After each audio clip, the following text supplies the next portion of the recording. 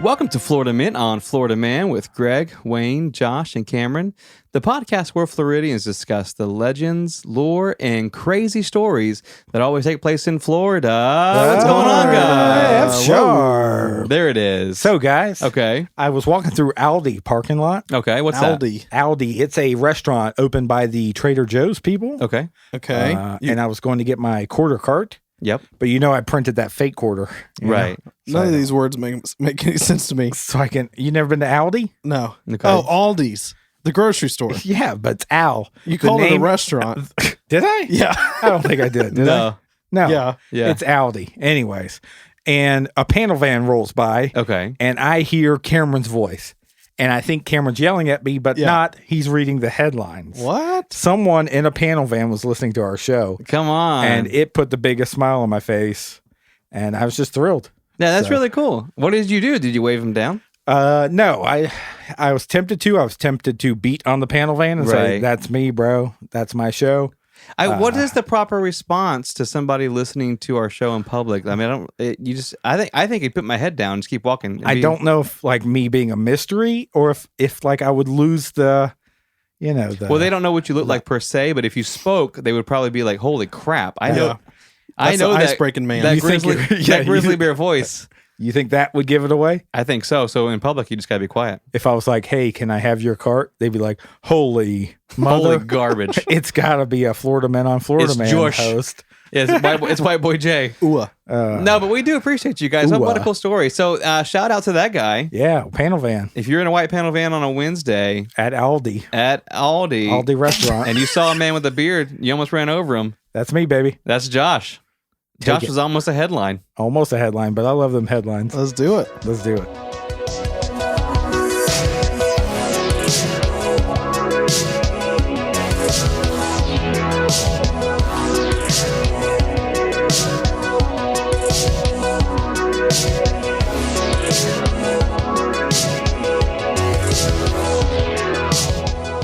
All right, headline. My favorite part. Let's go. Let's talk about a Florida woman. Okay. Josh is in the Single? dating scene. I am in the dating scene. Josh.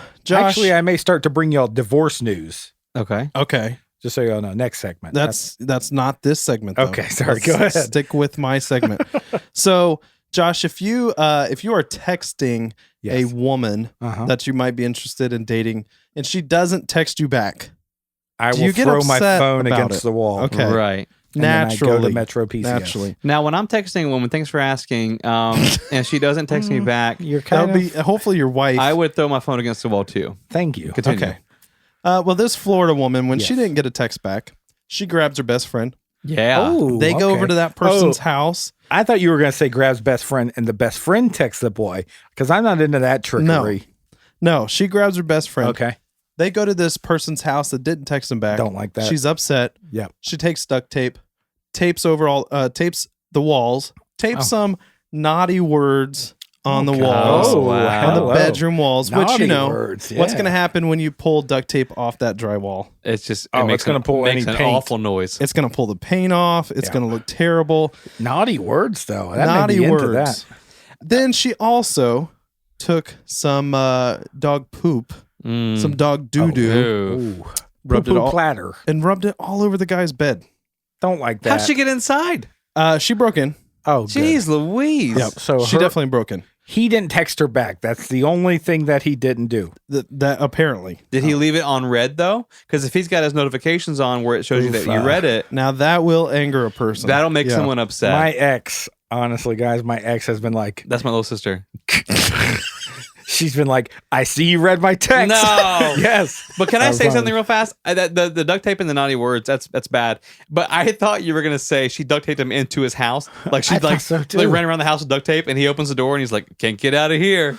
No, That's not what happened? No, that's not what happened Not at even all. Close. No. That's a lot of duct tape. That's No. a big There's investment. dog doo doo on the bed, Wayne. Yeah, but these are prior bigger to her going in the problems. house, she duct taped naughty words on the house, right? No, on the inside, in the bedroom. Oh, She broke into the house Yes. and did this on the guy's bedroom. And not like sexy naughty words. no, it was curse words. Explicitives. Explicitives. Yeah. Yeah, I don't like that. XXX. Temptation.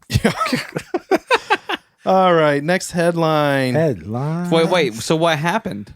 She got arrested. Oh, okay. Her and her friend got arrested. Yeah, Okay. for breaking and entering. Shame corner candidate, destructive. but not yet. How the mugshots look though? Good. Oh yeah. All right. A+. That's what I'm talking about.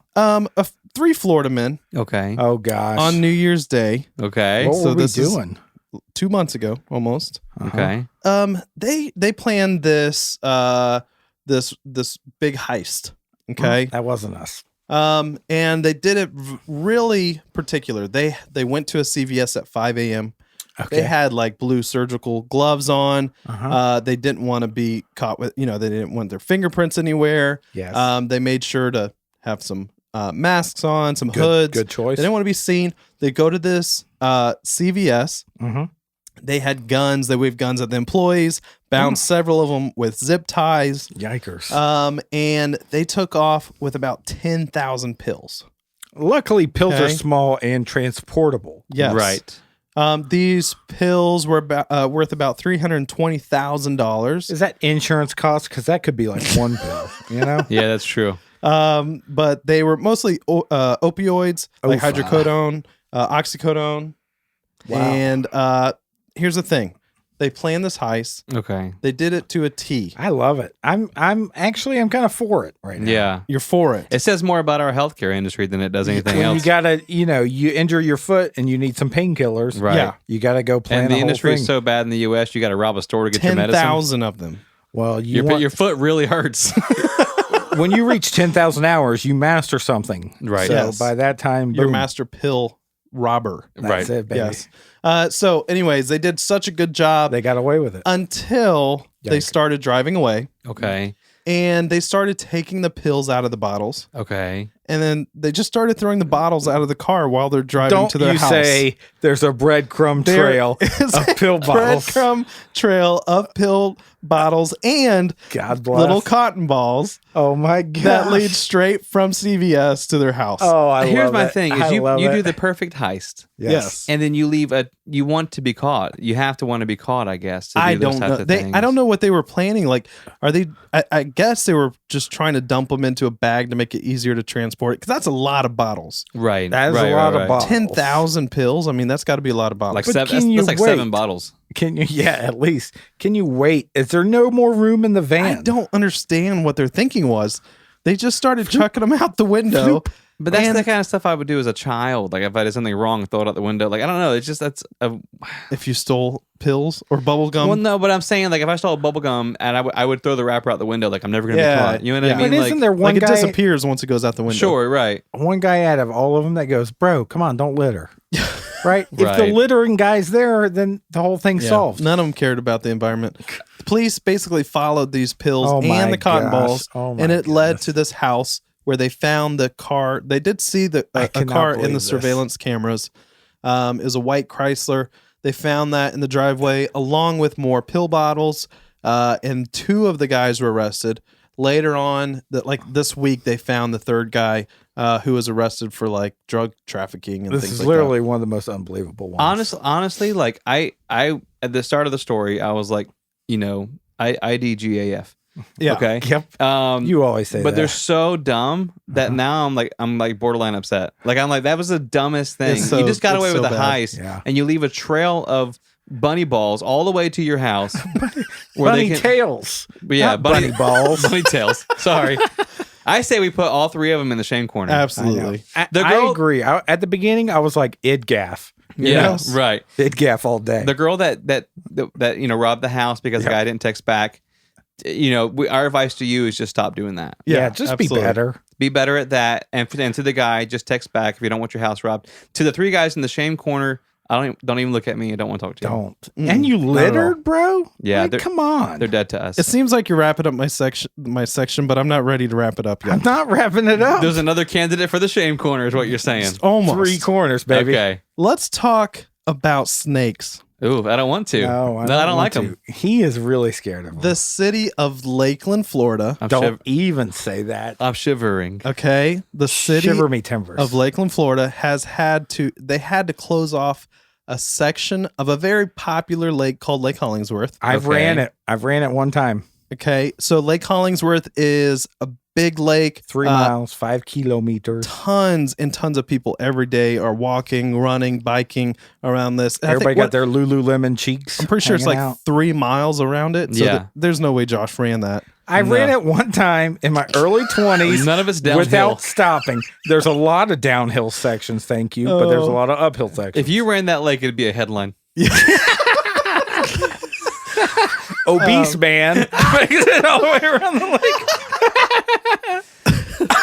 So the city of, there's my obese cough just from laughing. So the city officials basically had to close off a section of the park or like the area around the lake because there are dozens and dozens of snakes that are coming to this one location to mate, and they're like wrapped around each other. There's tons and tons of them.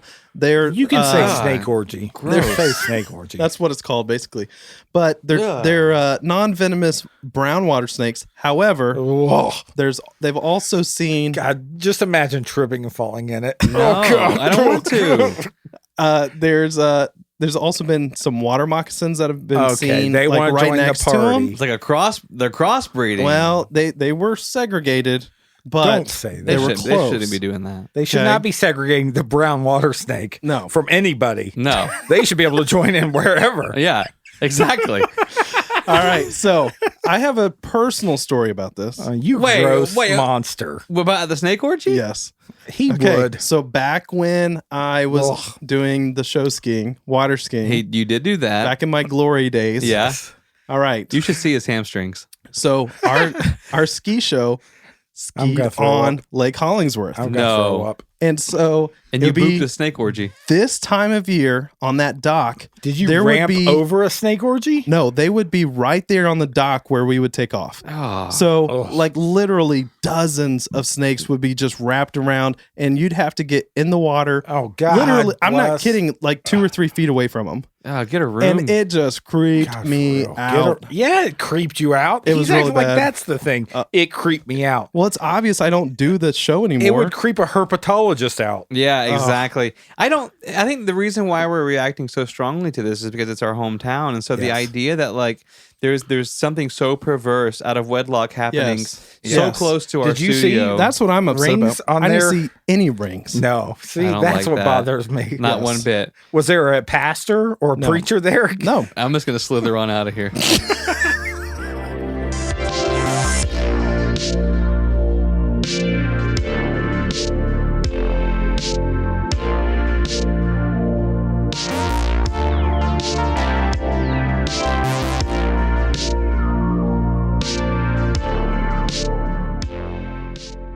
Hey, fellas. Hey, Josh. So I got a letter here. Mm-hmm. I'm gonna go ahead and open it up. I thought we were doing the divorce quiz. Yeah. I was hoping we'd get past that. Obviously, Miranda canceled again. You've been skipping this for like weeks.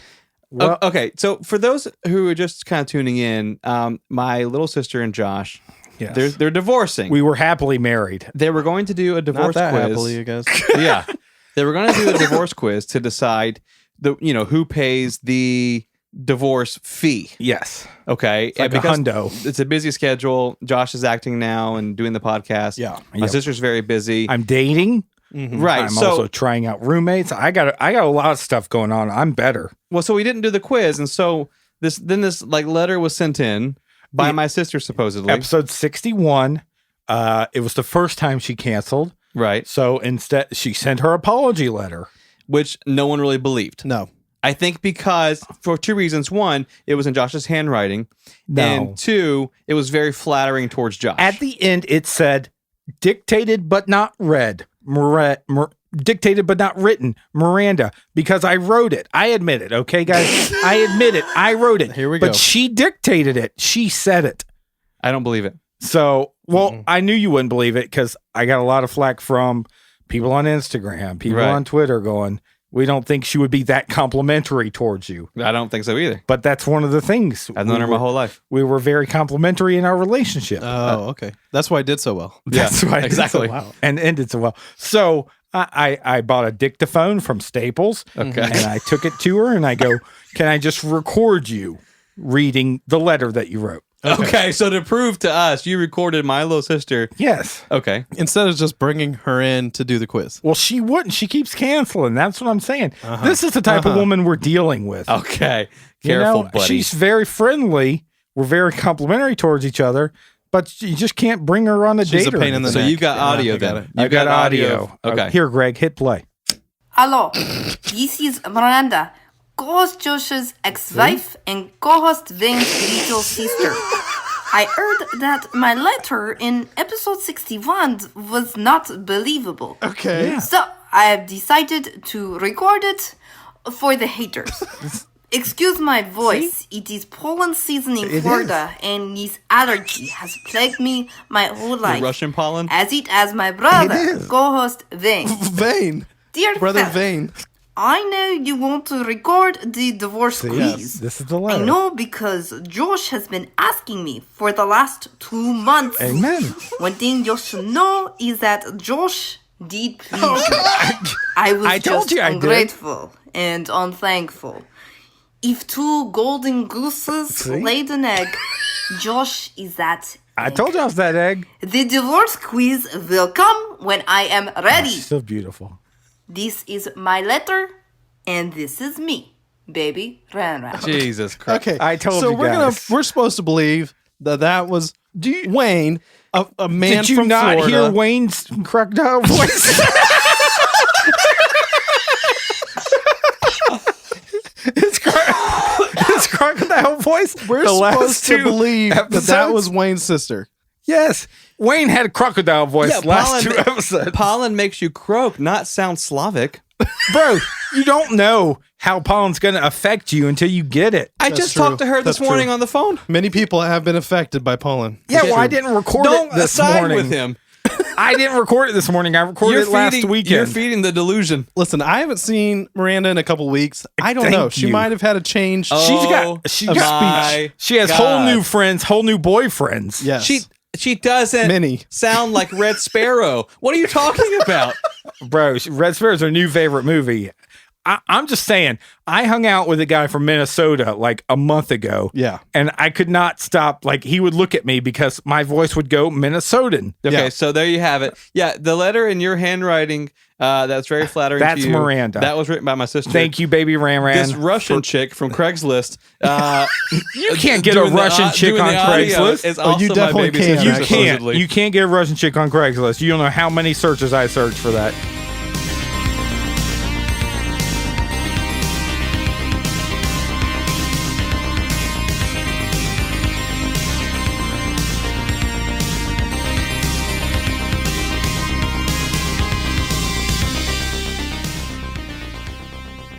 In the early 1900s, Evelyn and Reginald Poitier were farmers in the Bahamas. Ooh, that's a fancy Nice. name. It's a fancy It's one. got that swoops. It's called an umlaut. Is it? Is Yeah, it? I think so. Actually, I that's don't know. German. Probably not. They made enough money farming to pay the bills, Yeah. but there was never anything left over. Mm-hmm. And it was actually it was really difficult because they had 6 children. Oh, that's Yeah. tough. He needs to Pointier that thing somewhere else. That's a good one. At this point in history, especially in the Bahamas, Yes. if you were farmers of Bahamian descent, you were just barely scraping by. And so the family knew they needed to do something to kind of make some extra money. Well, you know, it's got to be tough to raise crops on an island. On an island, yeah. Yeah, You can't you're really expand. kind of running out At of. some point, you're stuck. Yeah. Unless you're doing like a water garden. And or plus, something. everybody's doing crops. Everybody's doing crops. Yeah, so a lot of competition. So they knew they couldn't just keep farming and selling, like, Nowhere to go. to the locals. Yeah, whatever. Living off the, off the what they made. So instead of going to the local marketplaces with their crops, the Poitier family, they decided to take a risk and they start traveling by boat to the city of Miami. Oh, yeah. Beautiful. Yep. Yeah. Yeah. The hub or Tuttle. The hub of crops. The hub of crops. Is what the city of Miami used to be called. Yeah. And so it was a risky decision because, for one, especially back then, boat travel wasn't necessarily the safest, No, it wasn't. especially when you have a ton of young children. Mm-hmm. But two, it was expensive. And this is a family that was already struggling to make money. Yeah. So then they're risking taking all their crops by ocean. Right. And then not doing well. And then you spent money on a Yeah. boat. Now What you're kind of stuck. crops are these? Bahamian crops. Oh, okay. Yeah. Only the finest. Yeah. Right, Bahamian crops. best. Delicious. Right. So Evelyn and Reginald Poitier, when they go to Miami, it actually does well. They start Okay. actually making some money. Miami, one of the only major cities founded by a woman. Did you Right, know it that? is from one of our past episodes, and they love the crops the Poitier family were bringing. Oh, only So they're the actually finest making Bahamian they're making crops. money now. They're doing well, and so they kind of finally found their stride. So they're not rich by any imagination, but their 6 kids are living noticeably better. Oh, no, colored shirts and stuff. Well, by noticeably better, I mean they're not starving. Oh, well, that's a good. That's Yeah. always good. Yeah. I know you're doing well because I can't see your ribs no more. I can I can tell you're eating better. So their trips to Miami are paying off, and I guess maybe they were celebrating because a year into this new venture, Evelyn tells Reggie that she's pregnant with number 7. Good. Ooh. Come on. Take my advice. He didn't take it. Poitier that thing somewhere else, right? Jeez. Good one. Right, that's a good joke. And so, as luck would have it, one day while they were in Miami selling their crops, Yeah. Evelyn goes into labor. Oof. With number 8. Right in the market. Number 7, it's prematurely. She goes into labor, Oopers. and she gives birth to a brand new baby boy, their 7th child, and she names him Sydney. Sydney. They're in Miami, so he's not Bahamian? That's right. So Sydney Poitier was born February 20th, 1927 in Miami, Florida, making him the first member of his family to be an American citizen. Wow. Whoa. But more importantly, the first member of the family to be a citizen of the great state of Florida. Hey, congratulations. Florida. Right. And so Sydney is who our story is actually about. All right, Sydney. His family took him back home to the Bahamas, and so he was raised there. But as a young boy, he actually decides to move with his oldest brother back to Miami. That's what I'm talking about. And I think it's because, like I said earlier, because they were doing better, but they were still not doing well. Yeah. Because you're still a crop farmer on an island. And In the Miami has some great Cubans. In the 1930s. Great Cubans. Yeah, 1930s some not of a good the time. best. And so honestly, it was tough for him. And also, too, being a black male in America was difficult in the 30s. But then being of Bahamian descent and alone in a new country, Yes. it's not going well. So at the age of 16, Sydney packs up his things in Miami and he sets out to make a name for himself. He decides that he wants to be an actor. Nice. Well, okay. That's a brave move. That is a very brave move. Definitely a very solid career choice. Yeah, well, it's working out for Josh. Yes. Well, he's doing very well. You can't see my ribs anymore. His episode of This Is Us airs. March 17th. Right. Nice. So we're excited about that. But back to the story. He wants to be a stage actor specifically. Okay. And so he ends up in New York City. Okay. Right? That's where all Yeah. That's where the stages Broadway are. is. Right. Yep. They didn't build stages any other places, No. which is odd. So he struggled to find a job and he ended up washing dishes at a restaurant in town. And in his mind, the dishwashing job was supposed to be temporary. It's hard to get noticed. I mean, if you're a waiter, Right. you've guys seen how far I've come. If you're a waiter, Right. you can act all flamboyant, and when you hand down a tray, Yes. and someone goes, "You've got great hands. You should be in theater. You should be in theater." Right. But in the back, it's tough because I did Cece's Pizza. Yeah. I washed the dishes there Just and at pruny Crispers. hands. Pruny hands all Yeah, night. and It's, you really it's tough to break out when you're washing dishes. That's what I've always said. He's always said that. And so the thing about it is Sydney wanted this to be a temporary gig. I think he thought he was going to go there and just kind of jump on stage and be an actor. But it was difficult for 2 reasons. One, because of the color of his skin and the time in American history. Yes. And 2, Sydney couldn't read. Oh, yes. That makes things exceptionally difficult. 'Cause Right. most of the parts are parts you need to read for. Right. So one night at the restaurant, he's finishing his shift, and Sydney confides in a waiter on staff how he couldn't read, and he was just really struggling and really depressed, and he was thinking about just leaving, going back to Florida. And the waiter says to him, "If you just stay on staff here, give it some time. Every night after our shift ends, I'll teach you how to read." Wow. Okay. And he's What like, a friend. he's like, that's why you're always late.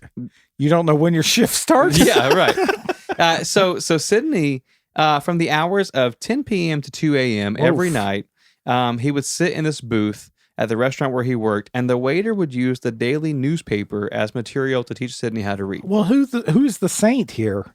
Right, the waiter. The Yeah. waiter is. Yeah. Great The guy. non-named. And so eventually, not only did Sydney learn to read, Yep. but he also landed his first acting gig in an off-Broadway play. Come on. Exciting. Yeah, so he finally gets this big break. Cats. The problem was audiences of the day, they rejected Sidney because he couldn't perform in traditional African American roles. Oh, God. I don't want to imagine what those traditional African roles are. Well, his Bahamian accent was too thick, for one. Okay. But also, two, he was tone deaf, and so he couldn't sing. Oh, God. And so, basically, like in that day and age, like African American actors were expected to be singing roles. Okay. Strike 1 and 2 right so there. he couldn't do either one.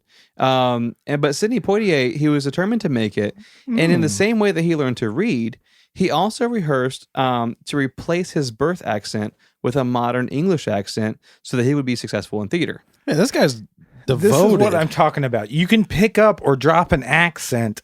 It just happens sometimes. Let's go back to Miranda for a second. Right. Thank you. Yes. That- She definitely picked it up. Yes. It's definitely her. Thank you. So basically, any role that was offered to Sidney, he would reject it if it was attempting to typecast him. Oh, that's smart. So this guy, it's not like he's getting a ton of roles to begin with. He's already struggling. Yes. But then any role he would get, if he saw it as some kind of, stereotype, he's like, I don't want it. It's perfect. And so he's like I said, he's not getting a lot of roles to begin We with. have you as a Bahamian crop farmer. And he's like, absolutely not. Right. And so Not a chance. He's rejecting all of these roles. And everyone keeps telling him, like, dude, you're an idiot for doing this. Yeah, like, if you want to bro. be an actor, take what you can get. But Sidney stuck to his guns. And this paid off for him, not just because he was so determined, but because he was actually a phenomenal actor. And it Oh. started really shining through. See, the And- name I thought I recognized. Yeah. But I'm having a hard time putting a face to it. Right. So by late 1949, Sidney was actually having to choose between leading roles on Broadway Okay. and roles in film productions in Hollywood. Wow. This guy. And so I think it was one of those things where like he was seen almost as a novelty. He was such a good actor. Yep. But then when he starts like rejecting all of these roles, now all of a sudden everybody's like, oh, we got to get this guy. It's We that gotta get this guy." scarcity thing. Mhm. Right. So Really hard if to you're out get. there, if you're looking for a job, just start turning them down, bro. Well, a job will come your way. Right. And he was doing it out of principle. Like, it wasn't like he was planning Oh, on okay. doing this. So Like, that probably it- helps. Right. And so like it panned out really well for him. He's a phenomenal actor. And the man was so brilliant that despite the bigotry in the industry at the time, he had this raw talent and that everybody wanted. Wow. And so at around that time, so his Broadway career is taking off, and so is his Hollywood career, which is difficult because people work decades to make one take off, in Broadway Oh, yeah. or in Hollywood, or never make it. This guy's got two careers taking off at the same time. Jeez. So in 1958, Sidney starred alongside Tony Curtis in the film The Defiant Ones. My man. And in the movie, Tony and Sidney played escaped convicts who were chained together, and they had to work through their differences in order to avoid being captured. Wow. And the film was a critical and commercial success. It landed 8 Academy Award nominations, including Best Picture and Best Actor. Goodness. But the issue was Sidney and Tony were both nominated for Best Actor. Oh, that's tricky. That's how good the film is. It's two guys from the same film. Yeah. But because they were in the same film, the votes were split, and neither man won the award. What? It went to someone else. It went to the third. Jeez. That's very similar to the start of Wild Wild West Right. with Will Smith. No, let's not get into that. Okay. So it was a huge milestone because it marked Sidney Poitier as the first African American man to be nominated for Best Actor Okay. in the history Wow. of. You're right. So his career is really booming, and less than 6 years later, he was cast in a film called Lilies of the Field, where he was nominated and chosen as Best Actor this time around in the Academy Awards, making him the first black man to ever win an Oscar for Best Nice. Actor. Let's Really? go. Wow. Yeah. So he's crushing it. And so not only was he the first to be nominated, in less than 6 years, he goes What? from like washing dishes to being the first African American man to win Best Oscar, Best Goodness. Actor at the Oscars. And so after his award-winning success in Hollywood, Sidney actually decides to kind of slow things down a bit and Okay. just focus Here we on go. Broadway. He says he misses stage acting. It's what he wanted to do to begin with. It was his first love. And so he wanted to keep one foot in the door in Hollywood. Of course. So he decides to get behind the camera and start directing. Okay. Great. As they do. I love it. So as he's performing on Broadway, doing really well, Yes. he's directing films that are doing so well they helped further launch the careers of Richard Pryor, Gene Wilder, and Bill Cosby. Wow. What? Yeah, so This is unreal. he's purposefully, again, taking another step to slow down his career. Yep. And he's going, look, I've done well in Hollywood in a short Yes. time. I've done well in Broadway in a short time. Now he's directing. But he wants kind of out of the public eye. Probably still sticking to his principles. He's a and his very morals. principled man. And he wants to still be involved in creative projects, but not necessarily in the limelight. So in the early 90s, Sidney returns to his Florida roots and he Okay. accepts a position on the board of directors of the Walt Disney Company. What? Yeah.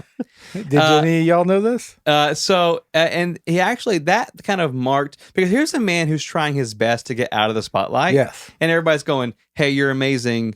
Please keep doing amazing stuff. Let's put you in the spotlight. Yes, put you back on the board of directors for, Walt Disney. That's incredible. So now Yeah. he's writing and creating for Disney. Jeez. But then he goes on to be knighted by the Queen of England What? Of course. for his How? work in breaking racial stereotypes. Oh my Oh, gosh. great. This That's is good. insane. He also received the Presidential Medal of Freedom from President Barack Obama. The highest. Jeez. That's the highest For a private civilian citizen, yeah. award you can get. But going back to 1963, when Sidney became the first African American to win that Oscar, no one suspected that wouldn't happen again until 2002. Okay. Wait, what? So 2002. I graduated high school in 2002. for 40 years, there wasn't another African American to win an Oscar Jeez. in that category. What? Okay. And so when This Sidney, is kind of Best Actor? This is kind of an insane story. when Sidney kind of broke that glass ceiling, he did it like really quickly. Yeah. And it didn't. It paved the way for a lot of people. It was a huge inspiration, but it was kind of unique to him. Mhm. And so the next actor to do so was Denzel Washington. He did it in 2002 for his film Training Day, and in his speech, Denzel kind of breaks down. He's emotional because he sees Sidney in the No. ceremony, and he points at Sidney and he says, "I'll always be chasing you. I'll always be Wow. following in your footsteps." Wow. So that's kind of a huge deal. And in 2016, Sidney Poitier was awarded the BAFTA Fellowship for Outstanding Lifetime Goodness. Achievement in Film. It's weird the things we don't know or we miss. Right. And it's all around us. The American Film Institute actually ranked Sidney in their greatest male stars of classic Hollywood. Goodness. And he is currently the only living actor on that list. Good. Okay. And so it's fantastic how this guy goes from Floridian. Floridian, born in Miami, to a very, very poor farming family, and just kind of runs away to New York and goes, "Hey, like I'm going to give it a shot." Yeah. And Dude, he excels- literally did everything he could to do, to chase that dream of That's being an unreal. actor. Well, When and he I- couldn't read. Yeah, I think that's the biggest thing. He learns to read, and they go, "Hey, well, you have the wrong accent." Yeah. So he loses an accent How is that even? without training, just by pure practice, and then has the principle to go, like, I'm not going to accept a role that's going to demean me or my people, Yeah. and like that's huge. And it's not like he's starting from money where he's like, I can do this because I have, Yeah. Somebody just backing in me case. up. right. Like it's literally a rags to riches. Yeah, where he goes, I mean, I know I'm going to be washing dishes, but Right. I'm turning this down. But yeah, he's a fantastic Florida man, and it's like Josh was saying, it's one of those things where you hear the name and he's kind of legendary, but like not realizing how much he's done. And we don't have time in this episode to even cover the majority of the stuff he did. That's like a highlight reel. You can read his biography; it's fantastic. But he's from Miami. He's a great Florida man. I feel like he's deserved more than that, though. I feel like he deserves a whole lot more, actually. His highlight reel. But it's been a fantastic week. We've had a lot of unbelievable things on this episode. Yeah, accents, people losing them, gaining them. I yes. guess it's not that unbelievable. That's way easier If to believe Sidney than Poitier can it do happening to my sister. Well, it happens. That's all I'm saying. It happens. Well, I believe. if you guys want to let us know how you feel about the situation, I believe. you can go to fmofm.com. You can shoot us a message there. Greg will respond to it, hopefully, Yes. within the week. Our social media is FMOFM Podcast across all the 3 major platforms. We love you guys, We definitely do. So much. and we hope you come back next week to hear us, be Chat. do our thing. do our thing. Be here.